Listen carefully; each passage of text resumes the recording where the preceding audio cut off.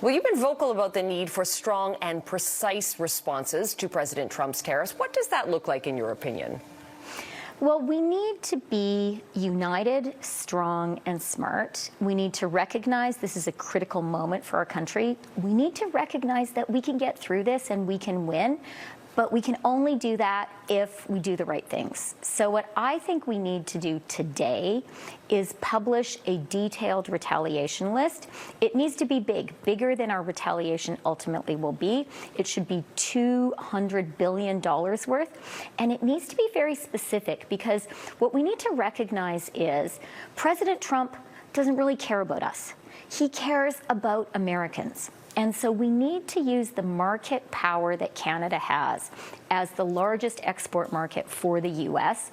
to activate those internal stakeholders in the U.S. and get them to say to the president, wait a minute, this is going to hurt us. Is there not a risk, however, that retaliatory tariffs will only turn up the temperature with this president instead of using diplomacy to cool it down and to find a way out of this? Look, the reality with President Trump is the only thing he respects is strength. For this president, weakness is a provocation.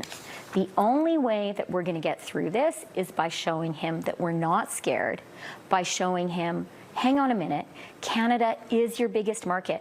We're larger than China, Japan, the UK, and France combined. I think a lot of Canadians are feeling really angry.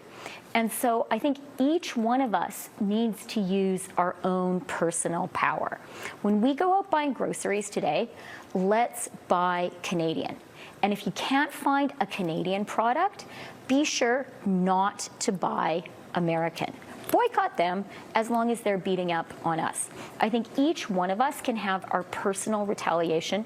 It will make us feel better, it will make us feel stronger, and it's going to help our country to win.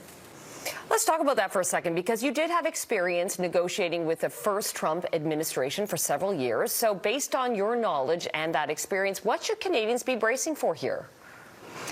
I think we should be bracing for a lot of tough language.